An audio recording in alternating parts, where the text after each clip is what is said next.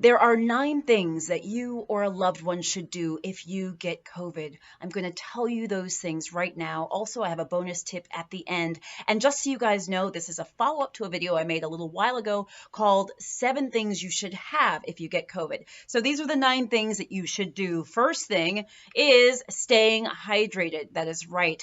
Anytime that we are ill, our body is almost working overtime because we are sick and we are infected. So staying hydrated is going to be very important because becoming dehydrated can become very easy to do. You want to make sure that you drink enough water for your particular, underlying medical conditions, etc., because that's going to vary depending on who you are. But staying hydrated is key. That is number 1. All right, number 2 is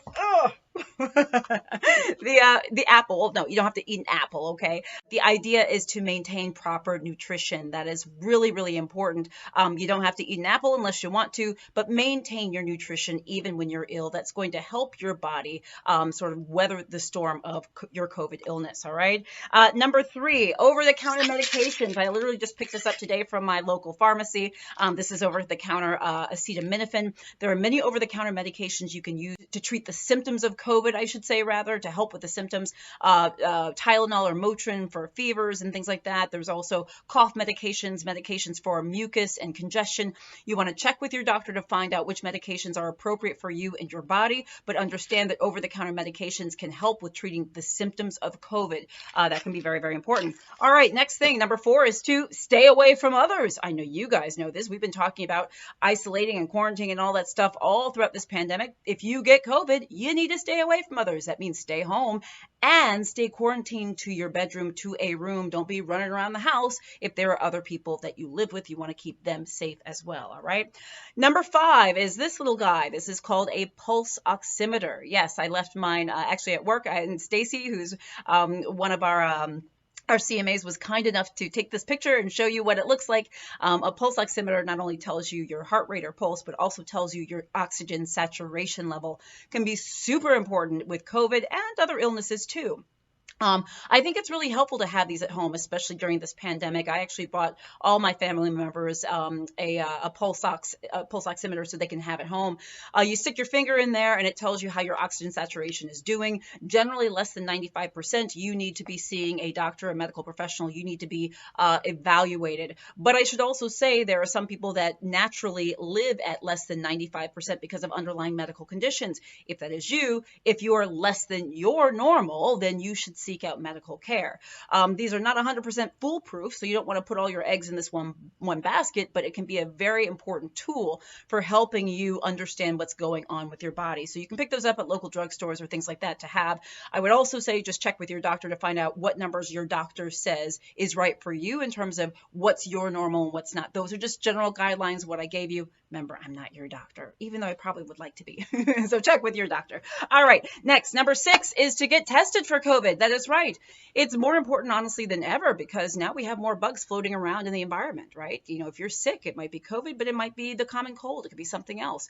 So in order to keep other people safe and you safe and to understand what we're dealing with, and getting tested safely is going to be important.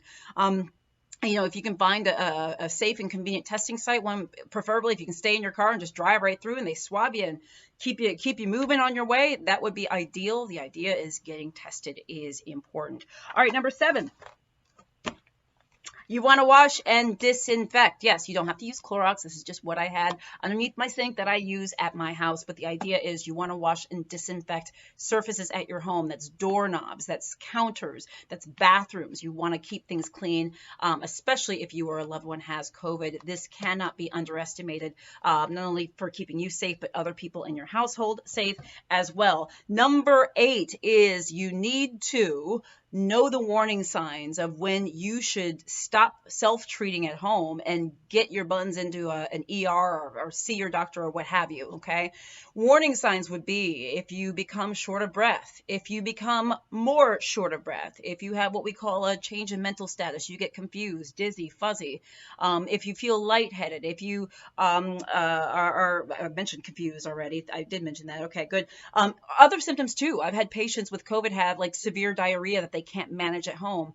If you have stroke-like symptoms, I mean, honestly, I know you might be saying, well, duh, but my point being is, look, if whatever you're going through worries you, it likely worries me as a doctor too. So listen to your gut, listen to your body, and take yourself into the ER or call your doctor if you're having symptoms that are concerning.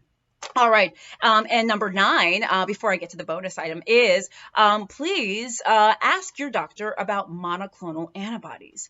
If monoclonal antibody treatment is right for you or your loved one who has COVID, okay? You with COVID or your loved one with COVID. Monoclonal antibodies have been approved for emergency use authorization by the FDA. What you should know is that these antibodies have been approved for the use in non-hospitalized patients with mild to moderate COVID who have a high risk of progressing to more serious disease. Monoclonal antibodies may be right for you in trying to keep you out of the hospital, trying to keep you safe and from getting more further ill, which can be very, very, very important. Okay, and so you might say, well, how would I know if I'm at high risk for progression of COVID? Well, if you're over the age of 65, if you're obese, if you've got diabetes, heart disease, lung disease, there are other conditions as well. You fall into this category or may fall into this category. So you want to ask your doctor if monoclonal antibodies are right for you if you are not already in the hospital and you have mild to moderate COVID, okay, and you're at high risk for progression. And then the last tip, which is the bonus tip, is when you recover, okay, and you're all recovered and you're all out of quarantine and all that good stuff, and your doctor gives you the okay, please go get vaccinated. That's going to be very important.